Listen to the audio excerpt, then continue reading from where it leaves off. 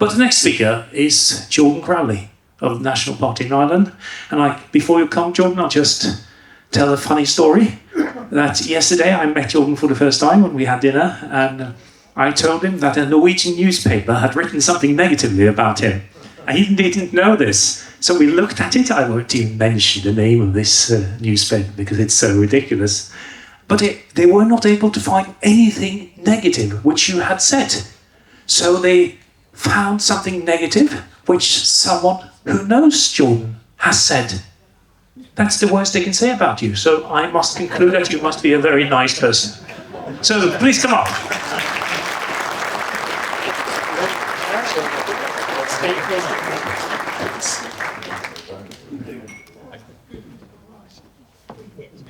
I would like to start off by saying thank you to our hosts, the Norway Democrats, for being so gracious and their incredible hospitality they've shown us since we've arrived here. And a big thank you to you lads from the National Party. I believe you can tell a lot about a country by the questions that its young people ask. In Ireland, the most common question asked today isn't what will I do with my life, it's where will I have to go in order to live it. That's what it sounds like when a nation gives up its future without even trying to fight. And the strange thing is, in Ireland, like in Norway, our media and our government tell us that this is normal. We're told it's just the way the world works now. But if that were true, all of the nations represented here in this room today would have been erased from the map long ago. And when you hear young Irish people ask that question enough times, where will I have to go to live my life? You start asking something more dangerous. Why can't they just live it in Ireland? Because the answer has nothing to do with talent or ambition or work ethic. It's about reshaping the country to serve the profiteers of mass migration and the global interests who see the Irish people as nothing more than expendable units of labour. And when a people are reduced to that, when they are valued only for what can be extracted from them, the rest follows naturally. The same interests decide the makeup of the population, flooding the country with those who will work for less while driving our own young abroad.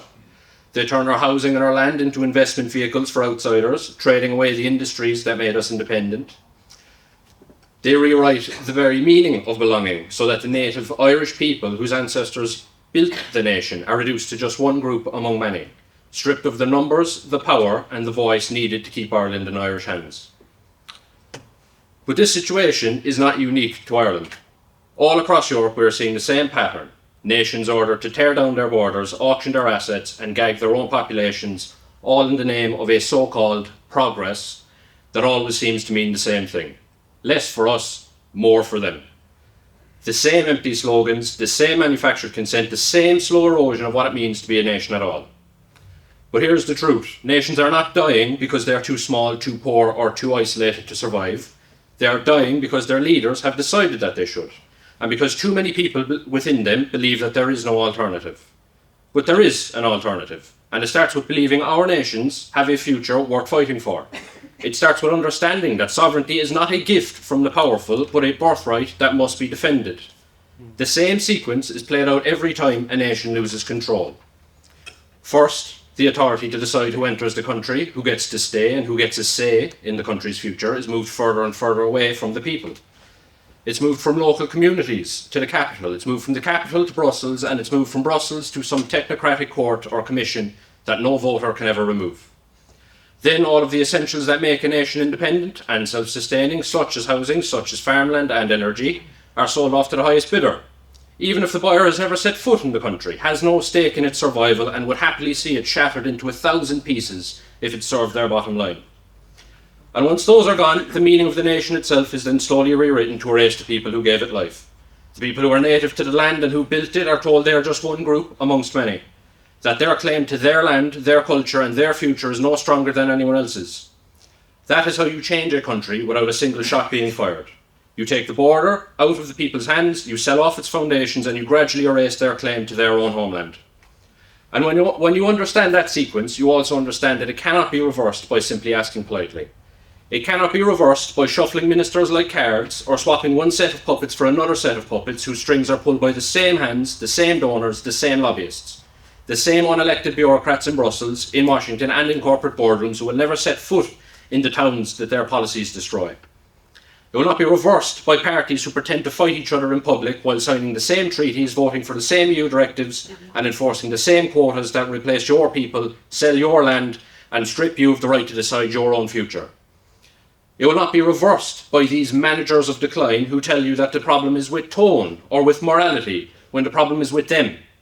The problem is the entire rotten system that they protect.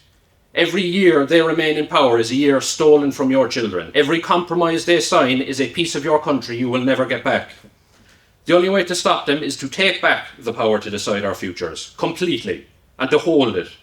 The same forces that stole that power from us will never return it willingly. It must be wrenched from their hands and placed back where it belongs, with the people who actually live with the consequences. Not distant politicians, not unaccountable bureaucrats, but the people of our nations themselves through genuine local democracy. That is not extremism or fascism or any other ism that they try to brand us with. It was once the normal condition of free nations and it can be again. Taking back power means reclaiming the right to shape the future of our peoples and accepting the duty to defend it. It has to mean more than just waving a flag or sitting in the halls of government. It has to mean using that power every single day to protect our people, our lands and our way of life. It means deciding who can cross our borders on terms set by us, never by an unelected court or some distant institution. It means keeping our land, our homes and our cultures in the hands of our own people, so that no family in our nations is ever outbid for their future by foreign wealth. It means building economies that serve our people first, not global corporations, not foreign shareholders, not lobbyists who care nothing for whether we survive. It means keeping our cultures alive in our schools, in our public life and in our laws, not as window dressing, but as the very foundation of who we are. That is what power is for, to defend the people who entrusted you with it. Not to be flaunted for prestige, not to be traded away for a seat at someone else's table, but to make the unapologetic decision every time, in every matter and under every pressure, to put our own people first. If no one breaks this pattern, we know from history what will come next. Our children will be scattered across foreign cities, speaking our language only in fragments. Our songs and our stories will be faded into museum pieces. Our graves will be left abandoned by strangers who know nothing of the people beneath them. And within a single lifetime, what was once a living nation will become a memory, and even that memory will then be rewritten to serve in someone else's story. But there is hope. If a single nation breaks the pattern, if one unified people refuse to be replaced and stand up, and refuse to give up a single inch of their ground, refuse to forget who they are, then it will prove to all of Europe that the nation state is not dead. It will prove that people can remain themselves in their own land and pass that land and their culture on intact to their children. That is why we are here today. That is why none of our struggles are separate. The victory of a single one of our nations will become a rallying cry for all of Europe. It is my belief that our future victories will not be measured in speeches or in headlines, but in the lives our people are able to live. An Ireland that belongs to the Irish, a Norway that belongs to the Norwegians, a Germany that belongs to the Germans, a France that belongs to the French, and a Europe that belongs to the Europeans. A Europe not of bureaucrats and markets, but of proud, sovereign peoples who choose cooperation without giving up their sovereignty, friendship without giving up their future, and unity without surrendering their history or identity. This is not an impossible dream. It is the next chapter in our shared history waiting to be written. And if we have the discipline to win, to take power and to hold it, then the day will come when the nations of Europe rise together, not as subjects in someone else's empire, but as masters of their own destiny. That is the Europe the National Party wishes to see restored. That is the Ireland that the National Party continues to fight for. And that is the future that we can all build together if we have the strength to go out and claim it. Thank you.